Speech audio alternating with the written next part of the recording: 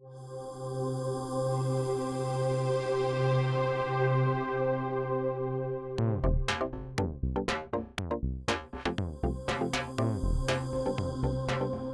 les épisodes précédents, on a vu qu'on pouvait travailler avec de la lumière continue et du flash pour faire des beaux portraits. On a vu aussi la différence entre une lumière directe, diffusée, avec un parapluie ou avec une boîte de diffusion. Maintenant, on va mettre les deux ensemble, notre boîte de diffusion et un parapluie comme lumière de remplissage. Ce qu'on doit décider au départ, c'est quelle est la lumière principale.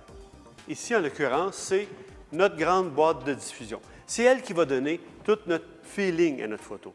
Notre parapluie, lui, va être là seulement pour donner du détail dans le côté opposé. Pour prendre ma lecture, qu'est-ce que je vais faire? Toujours en direction de ma source que je vais avoir la bonne lecture. Ici, je vais commencer par ma lumière principale. Donc, ça me donne 5,6 pour celle-ci. J'ai gardé la coupole à l'intérieur de façon que ma lecture ne soit pas affectée par ma lumière de remplissage.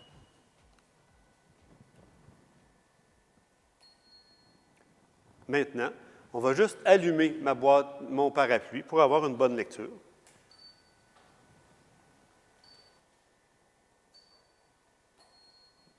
Et voilà. J'ai environ 1 demi-cran de différence. Le deuxième flash part avec ce qu'on appelle un slave, un asservisseur. Donc, quand mon première lumière part, le deuxième part en même temps. Je n'ai pas besoin d'avoir un radio slave sur les deux. Je pourrais, mais ici, dans l'espace qu'on a, je n'ai pas vraiment de besoin. Et maintenant, je vais prendre une troisième lecture en direction de ma source pour voir si j'ai une différence parce que j'ai eu l'addition de celle-ci. Oui, j'ai eu environ 1/3 de cran de différence pour les deux.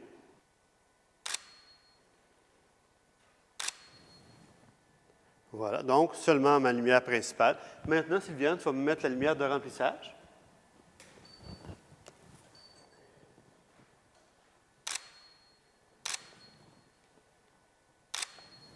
Oh, toute une différence. Ce qui est intéressant avec ça, vu que ma source de lumière de remplissage est très grande, ça me donne plus de jeu au niveau de la prise de vue avec Joanie. Donc, je vais pouvoir prendre un petit peu plus grand. Je pourrais même, si je voulais, me séparer de mon trépied. En me plaçant plus bas aussi, je vais faire apparaître mon modèle un peu plus grand.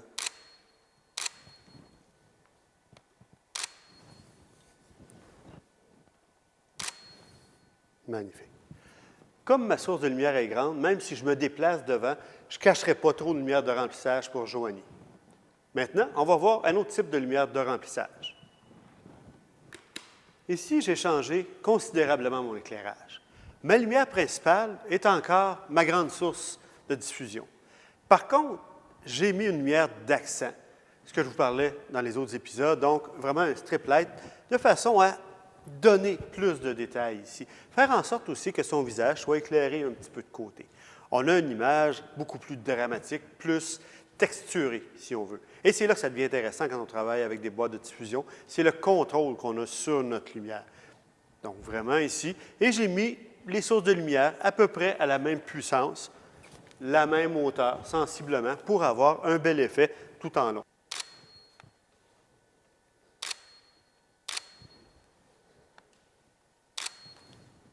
Magnifique. Vous avez sûrement remarqué que j'ai fait un changement quand même assez majeur. C'est souvent un éclairage que j'aime utiliser pour faire du portrait de casting, pour faire des portraits beauty. Donc, pour cette photo, j'ai une grande source, toujours la même grande source de lumière, qui est ma lumière principale en haut, qui va faire un éclairage assez égal sur Joanie.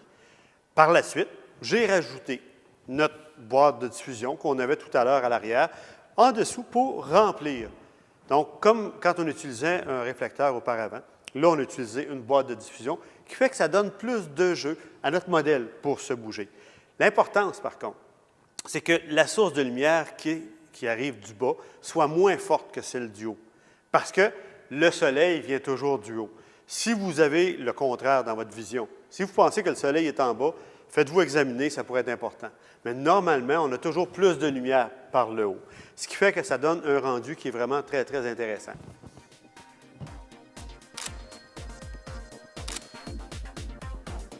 Ouais, c'est bon, ça.